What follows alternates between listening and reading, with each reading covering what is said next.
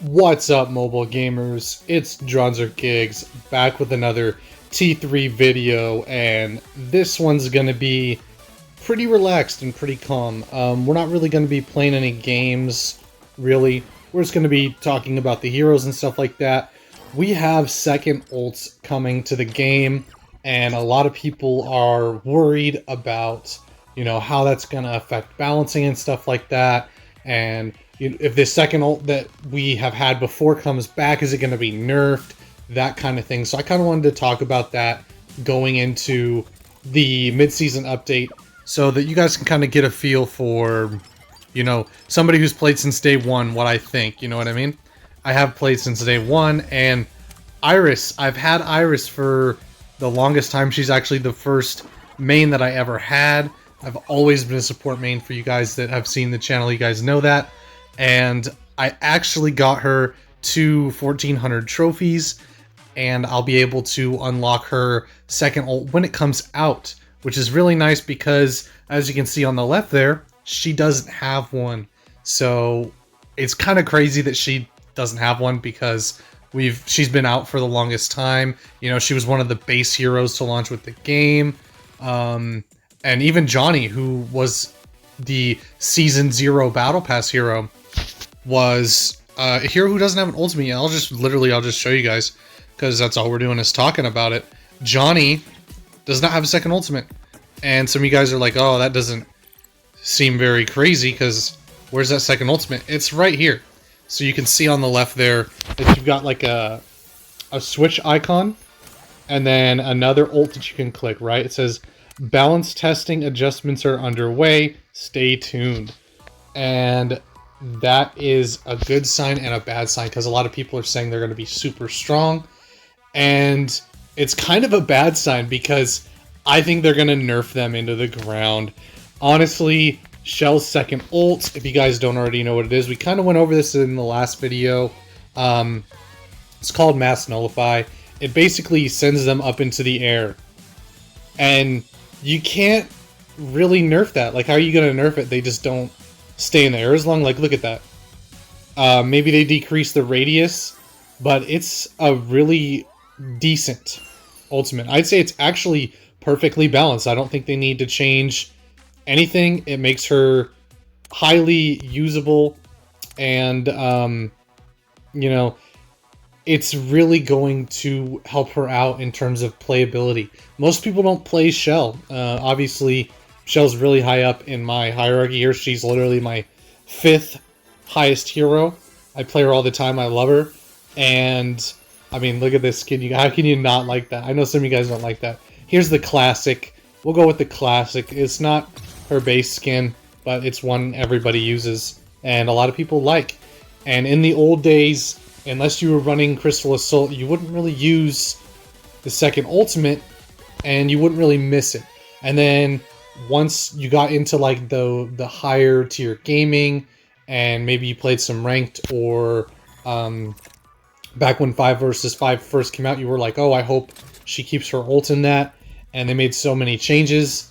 It's not really that crazy of an ability, because you can still shoot while you're in it. So unless the shell gets directly under you, then that's the only time you can't do anything.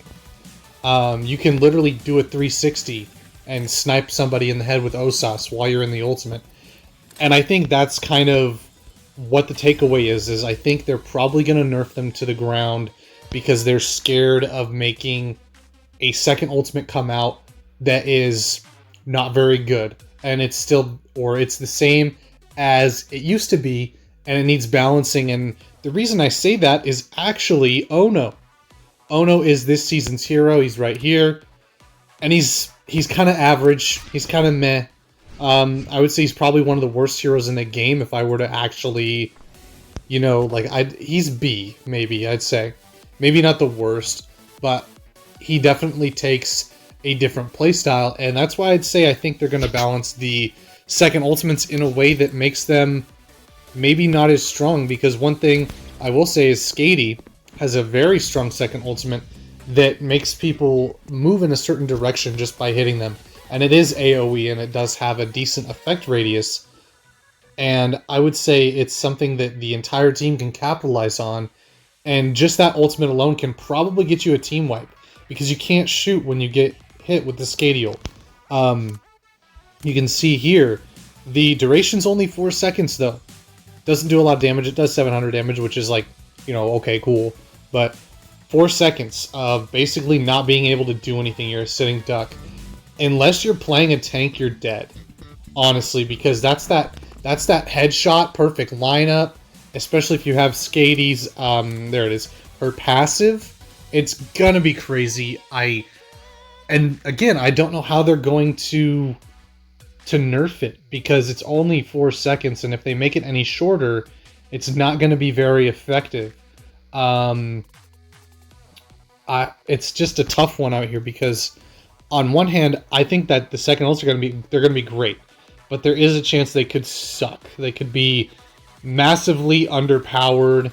And then, as far as the bad goes, you know what I mean? Like, how are these going to impact the game in a negative way? Well, let's look at Iris. Her ultimate is the healing field. So 8 seconds of 2,800 HP per second.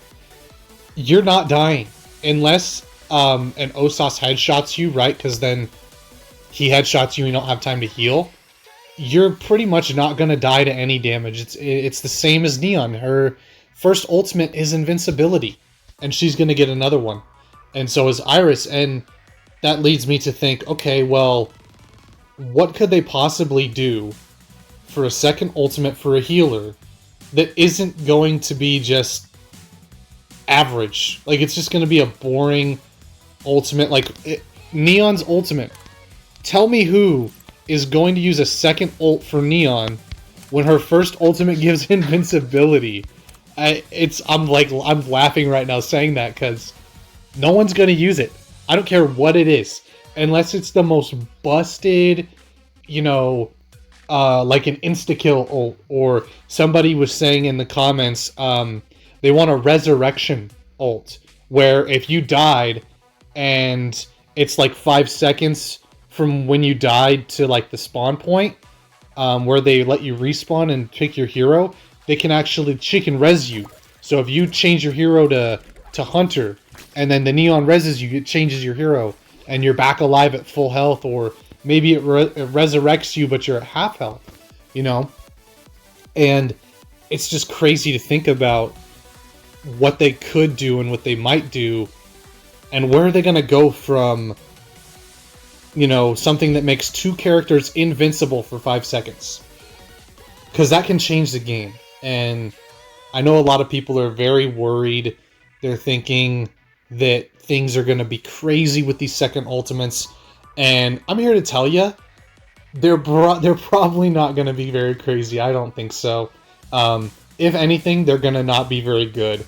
I think, if you think about bringing an ultimate like Skadi's into the game, right? A lot of people use it, but they most likely are going to nerf it if it's going to be that big of a deal. I mean, think about how much time they've had to test these second ults since 5v5 launch. So 2 seasons, I think. So what is that? That ends up being maybe 5 or 6 months at the very least of time to plan and time to balance. And to say that they're gonna bring this back as it is, if it's too strong, they'll nerf it. I guarantee you. And to say that they've had all this time and they developed a second ultimate for Iris that's better than her being in a field of invincibility around you, I don't see it. That's why I'm kind of pessimistic in that sense of there's no way that they make the second ults that strong. I think if anything, they make them weak. And that leads me into, well, what if they did make them strong? What if Iris's next ult is like a damage-based ult, right? She already has an ability right here. It's Bursting Electric Arc, and it gives a 25% damage bonus. What if her next ult is literally the same thing as her first one, but instead of healing field, it's a damage boost field, and so any enemy in that field gets a 75% damage bonus on them. I mean, there's a lot of crazy things they could do with these ultimates, and that gives you hope for the game, because I know a lot of you guys are like, well, what if it's too strong? And I'm like, well, what if it's just strong enough? What if it's just so awesome that it's better than this one, or it serves a different purpose to where a healer would use a damage-based ult? I think that's insane. I think that's awesome. And to be honest, I hope we see that. I hope we see diversifying ultimates that will change the game and make the meta something that it hasn't been in a while. And I think it can breathe a new life into the game. And overall, you're going to see a lot more strategy, because you get your negative and your positive of this character has a new ability. Now you have to either A, learn it, or B, learn how to counter it. And honestly, for me, that's really fun, especially as a YouTuber who makes guides and tries to educate the community on how to play heroes and stuff like that. It's going to give a whole new life to Skady.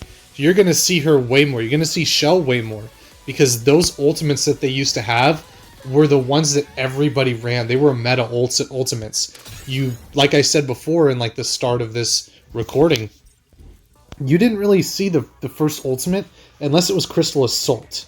And that was literally only because you could do a lot of damage to the core without having to be there.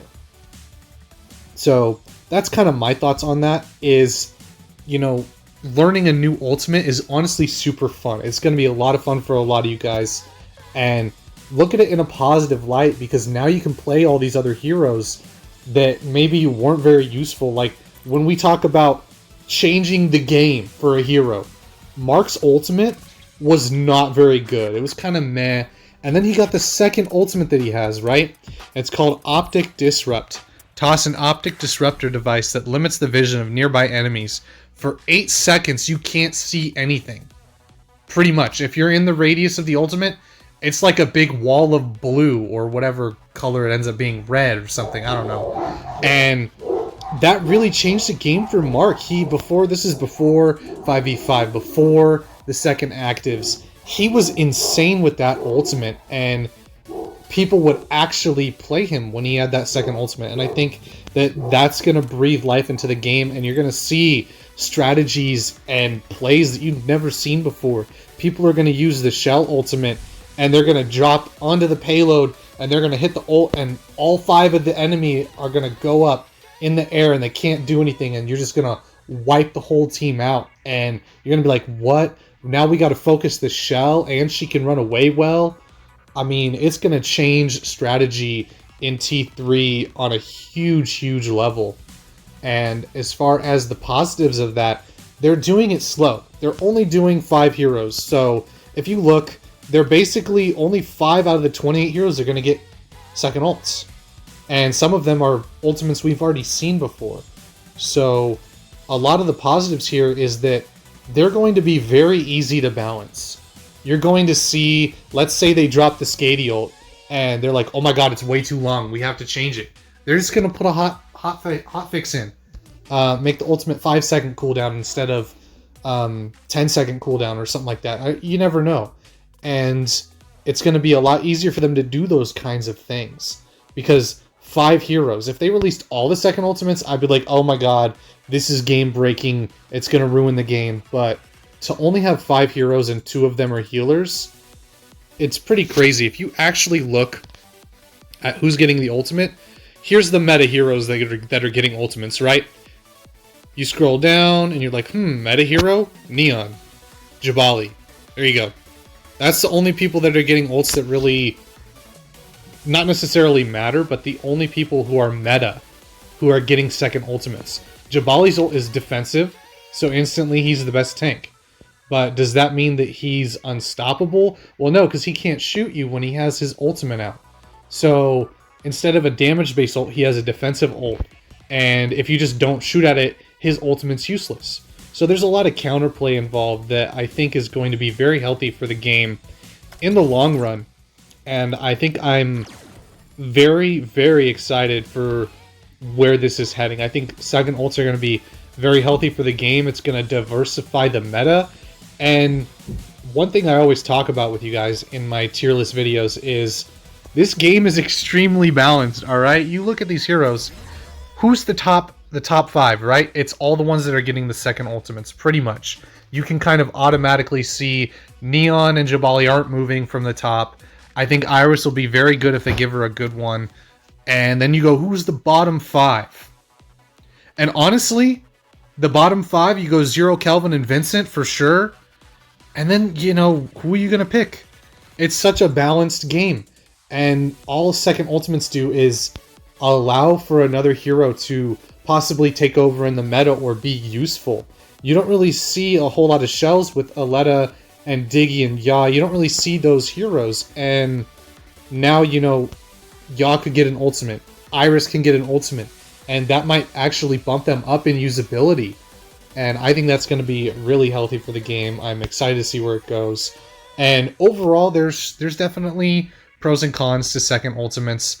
You guys can let me know what you think down in the comments, but I think the cons are very, very minimal.